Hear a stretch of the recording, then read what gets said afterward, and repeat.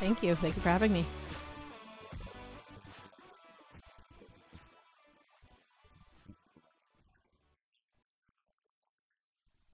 So this season we have 4 varsity boys and 6 varsity girls running for us, and then we also have a middle school team this year for our second year ever.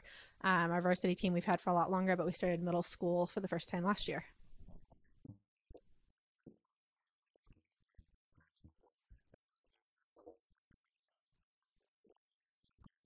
So I've been at CCA since year one, day one. I taught here for the first 9 years the school was open.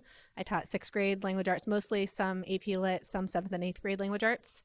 And then I've been for the last 3 or 4 years subbing some, but still coaching cross country. And I run a business from home now. I have a travel blog and a marketing agency.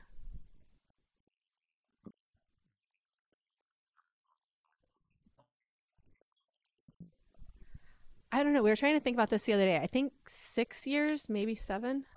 I'm not sure. No, not math, language arts.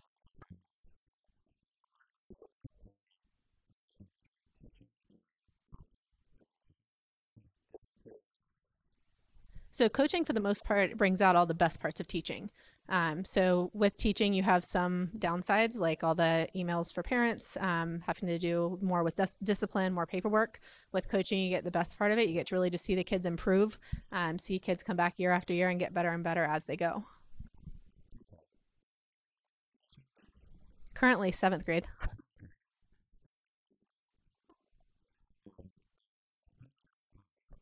I mostly taught sixth grade, so I had 9 years of sixth grade, and then 3 years of AP Lit, and a couple years mixed in with seventh and eighth grade language arts. I did not know that.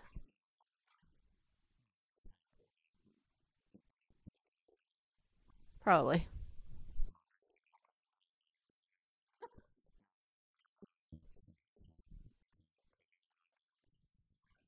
History is not my thing.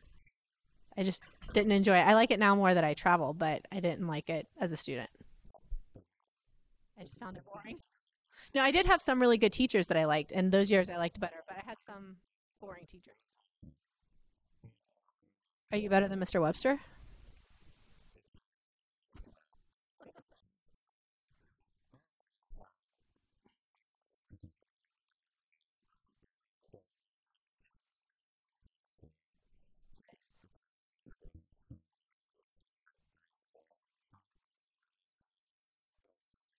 Nice. Yes.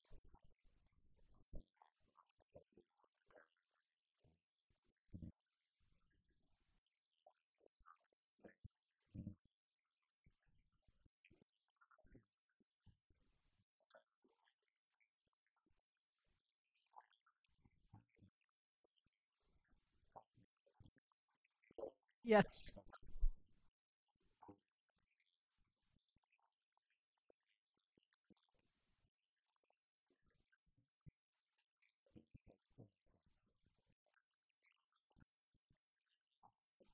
If you get a chance to throw water balloons at your teacher, why wouldn't you?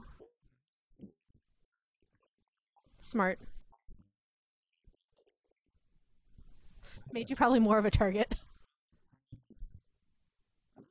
You were easy to pick out among the crowd, I'm sure.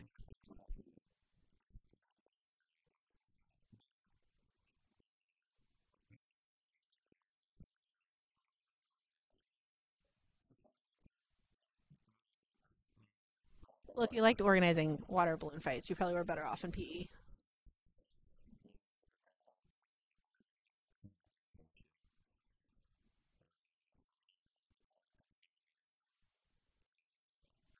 It is ironic.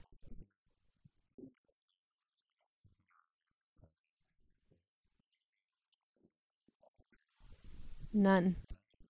So I did not like running growing up. I did swimming was more my sport growing up, and then I did gymnastics, but I didn't really like running just to run. I didn't find it fun. I thought it was really boring.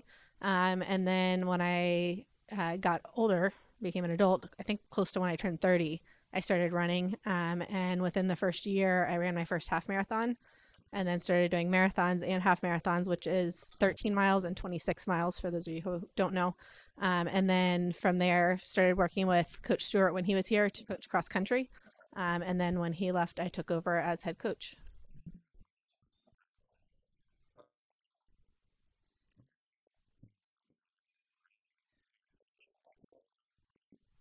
No, I broke my ankle teaching. First day of school, just handing out papers. Yeah, I was just standing there and it cracked. So it was based on running. It was a stress fracture left over from running, but it didn't actually snap until I stepped on it wrong in class.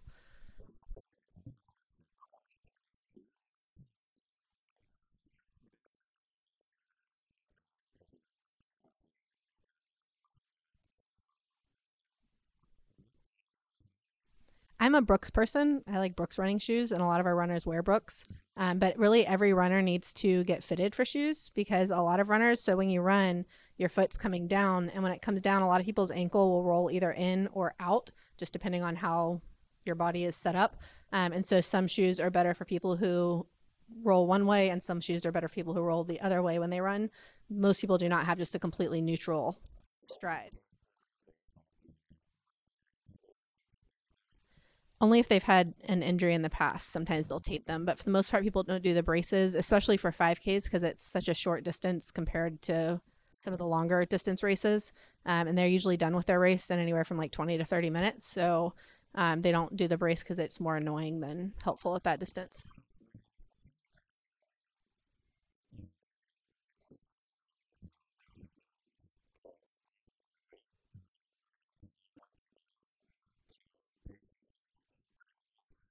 The goal is to pace yourself. So usually for cross country, they'll start about anywhere from 100 plus runners at the start of the race. And so they all start in a line spread out and have to kind of quickly get to a narrow area of the course. And so because of that, they're usually sprinting and kind of fighting a little bit at the beginning to get a good spot. And then after that, the race tends to spread out, especially towards the end of the race. It tends to be a lot more spread out because you have the faster runners who are already done, the slower runners who are still just trying to get through the last mile. And so we try to work with them on pacing, but that's something that's a struggle for every runner. There are two schools of thought with running. One is to give it all on the first mile and then try to just carry that through the last 2 miles. Some runners that works great, other runners not so much. And then the other strategy, and this is more of what we try to do, is more of an even pace, if anything speeding up towards the end, and really saving it all for the end versus being completely out of all your energy the last mile and struggling.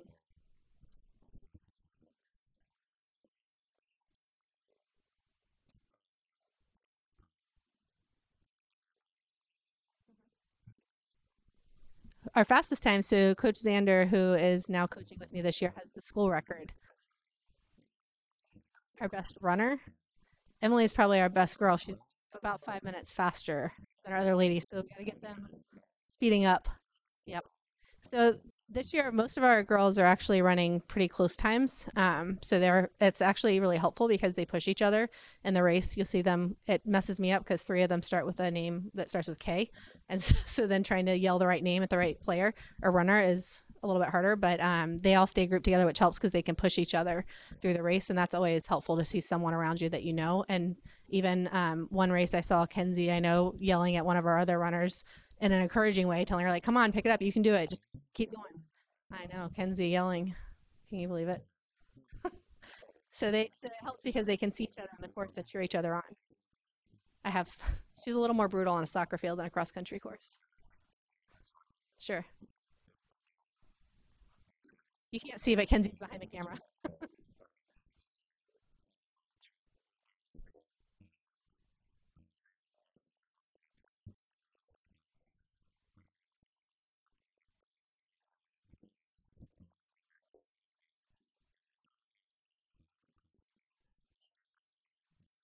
She's competitive.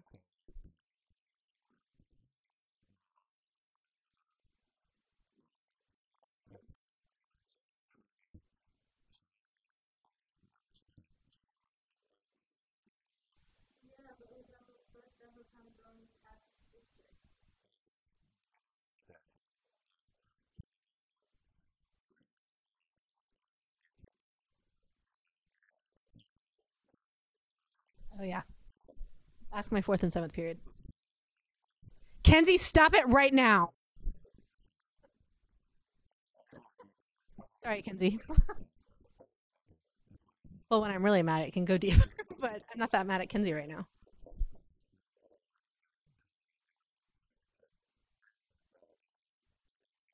That one's not scary. That would again explain why you got hit with the water balloons.